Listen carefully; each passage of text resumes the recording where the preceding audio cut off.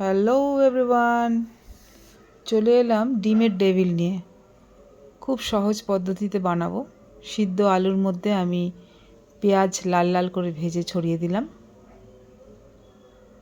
তারপর আদা রসুন শুকনো লঙ্কার গুঁড়ো তেলের ওপর ভালো করে কষিয়ে নিয়ে এর মধ্যে দিলাম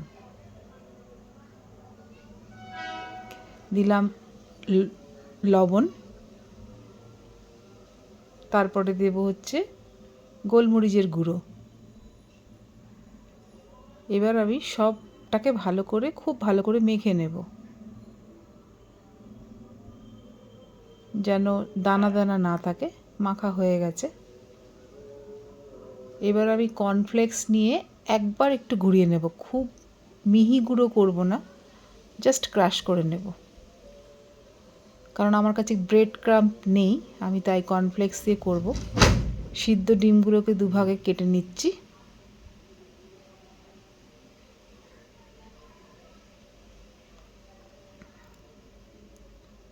এইবার আলুর পুরের মধ্যে এই এক একটা পিস দিয়ে ভালো করে চপের আকারে গড়ে নেব।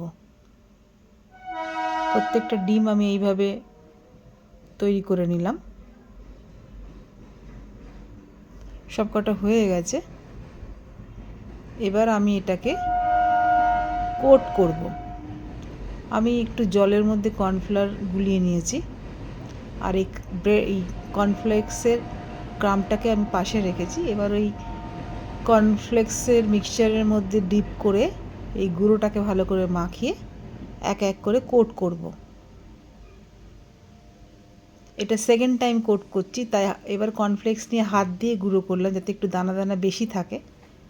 সেকেন্ড টাইম কোটিং চলছে। এবার ওগুলোকে ঠিক সেই একইভাবে মিক্সচারে ডিপ করে কোট করে নেব। সবটা হয়ে গেলে আমি আধ ঘন্টা বা 15 মিনিটের জন্য ফ্রিজে রেখে দেব। টাইট হয়ে যাবে বাইন্ডিংটা। তারপর আমি এটাকে ডিপ ফ্রাই করব। এইভাবে আমি ভেজে নেব, এক এক করে লাল লাল করে ভেজে নেব। খুব সহজ পদ্ধতিতে এবং ঘরোয়া পদ্ধতিতে তোমরা সবাই চটপট বানিয়ে ফেলো। বিকেলের চায়ের সঙ্গে বা সন্ধেবেলা নাস্তা হিসাবে খুব ভালো জিনিস। Try it. Bye bye.